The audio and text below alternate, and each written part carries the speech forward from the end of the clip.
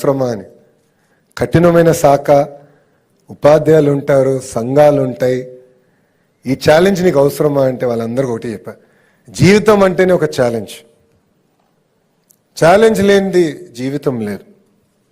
ఈరోజు కొన్ని సంఘటనలు మనం చూస్తున్నాం, చాలా బాధ కలుగుతుంది. మార్కులు తక్కువ వచ్చినాయన్నో, లేదంటే ఇంట్లో తల్లిదండ్రులు గట్టిగా చెప్పారన్నో పిల్లలు కుమిలిపోయి ఏకంగా ఆత్మహత్య చేసుకునే పరిస్థితికి వస్తున్నారు. 2019లో నేను ఓడిపోయా ఎన్నికలు, 5300 ఓట్లతో ఓడిపోయా. ఒకరోజు బాధ కలిగింది, ఆవేదన కలిగింది. కానీ రెండో రోజు నుంచి ఆ బాధ, ఆవేదన నాలో కసి పెంచింది. నేను కన్విన్స్ చేసుకోలేకపోయా ప్రజల్ని. 5 సంవత్సరాలు కష్టపడతా, తిరిగి వాళ్ళ మనసు నేను గెలుచుకుంటానని 5 సంవత్సరాలు కష్టపడ్డా. అనేక మంది అవమానించారు. జీవితం అనేది అదే, అనేక మంది అవమానిస్తారు, అనేక మాటలు మాడతారు. కానీ ఒక లక్ష్యం పెట్టుకుని పనిచేస్తే మనం అనుకున్న లక్ష్యం సాధించే శక్తి కూడా దేవుడు మనకిస్తాడు. తిరిగి అదే నియోజకవర్గంలో నేను 91,000 మెజారిటీతో గెలిచాను. శాసనసభ్యుడిగా నేను శాసనసభలో అడుగుపెట్టా. అదే బాధ్యత నేను ఈరోజు ఒక విద్యాశాఖ మంత్రిగా స్వీకరించాను.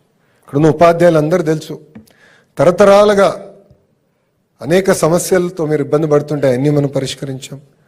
టీచర్ ట్రాన్స్ఫర్ యాక్ట్ తీసుకొచ్చాం. 1 క్లాస్ 1 టీచర్ కూడా ఏకంగా 9,600 పాఠశాలలు మనం నియమించుకోవటం జరిగింది.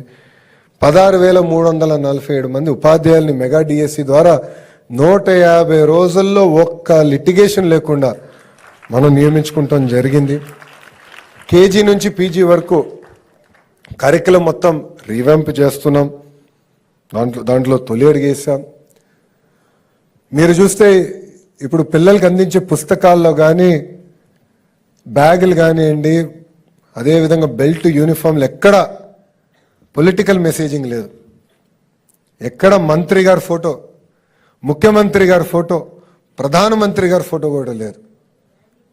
మీరు చూస్తే ఏకంగా ఇప్పుడు డాక్టర్ సర్వేపల్లి రాధాకృష్ణ గారి పేరుతో కిట్లు మీకు అందించాం. డొక్కా సీతమ్మ గారి పేరుతో మధ్యాహ్న భోజనం అందిస్తున్నాం. సాటర్డే ఏకంగా నో బ్యాగ్ డేగా కూడా మేము నియమిస్తాం జరిగింది. ఇక్కడున్న పిల్లలందరూ నేను ఒకే విషయం కోరుతున్నా, ప్రభుత్వం మేము ఒక బాధ్యతగా మేము పనిచేస్తాం. ఎంతోమంది మహనీయులు ప్రభుత్వ పాఠశాలలో చదివి అద్భుతాలు సృష్టించిన వారు ఉన్నారు. మీ అందరిలో ఆ శక్తి ఉంది. తల్లిదండ్రులు ఎంతో త్యాగం చేసి మీకోసం రూపాయి ఖర్చు పెడుతున్నారు, మీ భవిష్యత్తు కోసం ఖర్చు పెడుతున్నారు. వాళ్ళు ఏ బాధ్యత అయితే మన పైన పెట్టుకున్నారో అది మనం నిలబెట్టుకోవాలి. నైతిక విలువలు అనేది చాలా చాలా అవసరం. నేను గురువు గారికి ఇప్పుడే చెప్పా, పుట్టపర్తిలో సత్య జయంతి కార్యక్రమం జరుగుతున్నా, అక్కడ నేను పాల్గొని వస్తున్నా. నిన్న గౌరవ ఉపరాష్ట్రపతి గారి నాయకత్వంలో ఒక పెద్ద కార్యక్రమం జరిగింది. అక్కడ ఎంతోమంది వచ్చారు, లక్షలాది మంది వచ్చారు. ప్రోగ్రాం అయిన తర్వాత అందరు నుంచుని ఎవరు గ్లాసు, ఎవరు బాటిల్, ఒక్క చిన్న కాగితం, చాలా పెద్ద స్టేడియం అది, ఒక్క చిన్న కాగితం కూడా వదులుకొని అందరు తీసి వెళ్ళి చెత్తబుత్తలు వేసి వాళ్ళు తిరిగి ఇంటికి ప్రయాణం చేశారు. ఇలాంటి మార్పు మనందరిలో రావాలి. అప్పుడే సమాజం, ఏ సమాజం అయితే మనం ఆశిస్తామో అది మనం సాధించుకోగలుగుతామని ఈ సభాముఖంగా మీ అందరూ తెలుపుకుంటూ, పెద్దలు, గురువు సమానం వ్యక్తి చాగంటి కోటేశ్వరరావు గారిని కూడా నేను కోరేది ఒకటే, మమ్మల్ని నడిపించాల్సిన బాధ్యత మీ పైన ఉంది. చాలా అంటే 42 ఇయర్స్, 42 సంవత్సరాల వయసులో నేను ఒక విద్యాశాఖ మార్చులయ్యాను. ప్రజలు నా పైన పెట్టిన పవిత్రమైన బాధ్యతగా నేను ఇది భావిస్తున్నా. మీ డైరెక్షన్లో నేను కానివ్వండి, మా అధికారులు కానివ్వండి, శాఖ మొత్తం పనిచేసడానికి సిద్ధంగా ఉంది. ఇప్పటికీ మీరు చాలా సమయం కేటాయించారు. ఇలాంటి కార్యక్రమం స్టార్టింగ్ అన్ని జిల్లాల్లో, అన్ని పార్లమెంట్లో పెట్టాలనేది నా కోరిక. దాని తర్వాత అన్ని నియోజకవర్గాల్లో కూడా తీసుకెళ్ళి కేవలం పిల్లలు ఉపాధ్యాయులతోనే కాకుండా ప్రజలతో కూడా పెట్టి ప్రజలు ఒక చైతన్యం తీసుకొచ్చి ఆంధ్ర రాష్ట్రం ఎట్లాగో ఒక ఇన్వెస్ట్మెంట్స్లోనో ఇతర రంగాల్లో నంబర్ 1 చేయాలన్న తపంతో మేము అందరం పనిచేస్తున్నాం. కానీ నైతిక విలువలు కూడా ఎప్పుడైతే వస్తుందో అప్పుడే ఆంధ్ర రాష్ట్రం అన్ని రంగాల్లో నంబర్ 1 అవుతుందని నేను బలంగా అనుకుంటున్నా. దానికి మీ గైడెన్స్ మాకు ఎప్పుడు ఉంటుందని ఈ సభాముఖంగా కోరుకుంటూ నాకింత అద్భుతమైన అవకాశం ఇచ్చిన మీ అందరికీ పేరు పేరున నా హృదయపూర్వక ధన్యవాదాలు తెలుపుకుంటూ మీ అందరి దగ్గర నుంచి సెలవు తీసుకుంటున్నా. జై హింద్. పిల్లలందరూ చెప్పాలి నా తర్వాత జై హింద్.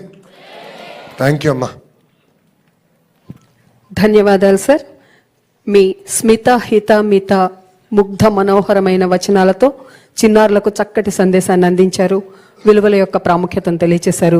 మీకు హృదయపూర్వక ధన్యవాదాలు తెలియజేస్తూ మరి ఈ కార్యక్రమానికి తమ సమయాన్ని వెచ్చించి విచ్చేశారు గౌరవనీయులు శ్రీ కొమ్మారెడ్డి పట్టాభిరామ్ గారు, చైర్మన్ స్వచ్ఛాంధ్ర స్వర్ణాంధ్ర. వారికి హృదయపూర్వక స్వాగతం తెలియజేస్తున్నాము. అలాగే కరతాళ ధ్వనులతో వారికి స్వాగతం తెలియజేసుకుందాము.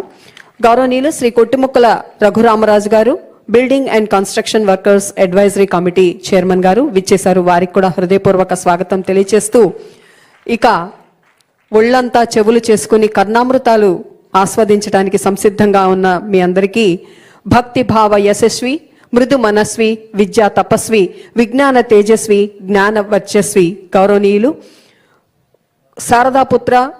శారదా జ్ఞానపుత్ర ప్రవచన వాచస్పతి బ్రహ్మశ్రీ చాగంటి కోటేశ్వరరావు గారి యొక్క ప్రసంగాన్ని అలాగే ప్రవచనాన్ని విలువల విద్య